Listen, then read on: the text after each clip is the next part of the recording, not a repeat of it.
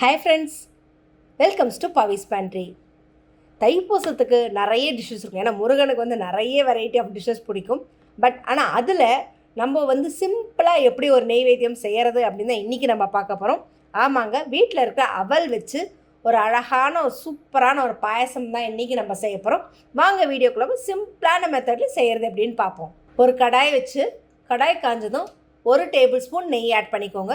நெய் உங்களுக்கு நிறைய பிடிக்கும் ஃப்ளேவர் அப்படின்னா நீங்கள் இன்னுமே கூட சேர்த்துக்கலாம், அது உங்களோட ஆப்ஷன்.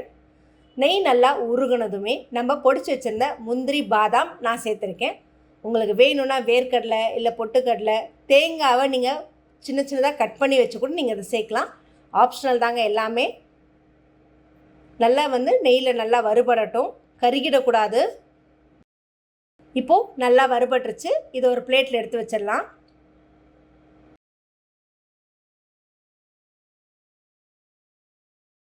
அதே நெய்யில் எடுத்து வச்சுருந்த ஒரு 10 உலர் திராட்சையும் போட்டு நல்லா வதக்கிக்கோங்க. நல்லா பொரிஞ்சு வரட்டும். அடுப்பை எந்த காலத்து கொண்டோ ஹை ஃப்ளேம் வச்சிடாதீங்க, தீஞ்சிரும். இப்போது இதையும் எடுத்துகிட்டு உங்களுக்கு தேவைன்னா இன்னும் கொஞ்சம் நெய் சேர்த்துக்கலாம். ஆனால் நான் எடுத்துருக்க அளவுக்கு இந்த நெய் போதுன்றதுனால அதிலே எடுத்து வச்சுருந்த பேப்பர் அவல் 1.5 கப் சேர்த்துருக்கேன். அவலை ஃபஸ்ட்டே நல்லா துணியில் வச்சு தொடச்சிடுங்க, கழுவக்கூடாது எந்த காரணத்தை கொண்டும். நல்லா இந்த மாதிரி வறுத்துக்கோங்க.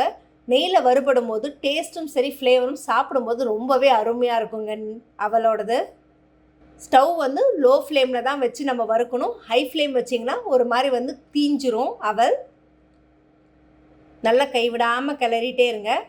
இப்போ இதை எடுத்து ஒரு பிளேட்டில் கொட்டி ஆற வச்சிடலாம். இன்னொரு பக்கம் ஒரு பேன் வச்சு நான் காய்ச்சி ஆற வச்ச பால் 1.5 டம்ளர் சேர்த்துருக்கேன். உங்கள்கிட்ட காய்ச்சின பால் இல்லைனாலும் நீங்கள் பச்சை பாலை ஊற்றி நீங்கள் காய வச்சு நீங்கள் அப்படியே ப்ரொசீட் பண்ணலாம். உங்களுக்கு பால் இன்னும் வேணும் அப்படின்னாலும் நீங்கள் பால் நிறைய சேர்த்துக்கலாம், அது உங்களுக்கான ஆப்ஷன் தான். பால் நல்லா இந்த மாதிரி கொதித்து பொங்கி வரட்டும் ஃபஸ்ட்டு. இப்போ எடுத்து வச்சுருக்கிற அவலை அதில் போட்டுடலாம். அவல் போடும்போது ஸ்டவ்வை சிம் பண்ணிட்டு போடுங்க. ஃபுல் ஃப்ளேம் வச்சு போட்டிங்கன்னா அவல் போய் அடியில் பிடிச்சிக்கும். இப்போ ஒரு கரண்டி வச்சு நல்லா கிளறி விடுங்க.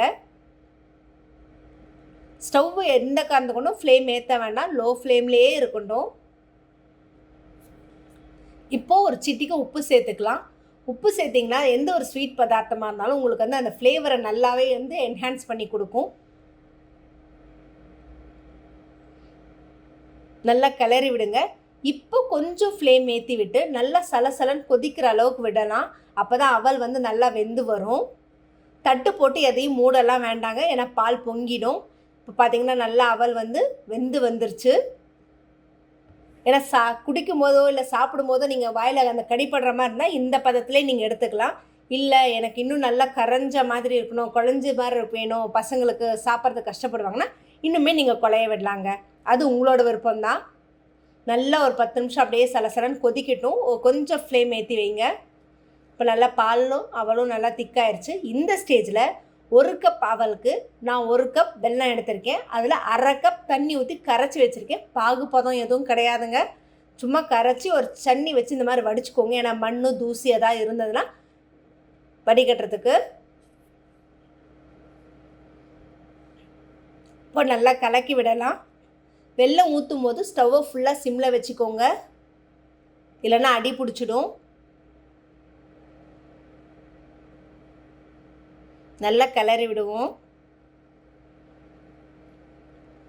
இப்போ கொஞ்சம் ஃப்ளேம் ஏற்றி நல்லா சலசலன்னு ஒரு 2 நிமிஷம் கொதிக்க விட்டால் போதுங்க.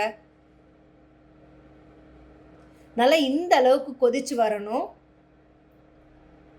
நல்லா ஹை ஃப்ளேம் வச்சுக்கோங்க, ஏன்னா அப்போ தான் நல்லா அந்த கொதிச்சாதான் அந்த வெல்லத்தோட அந்த பச்சை வாடை அடங்கும்.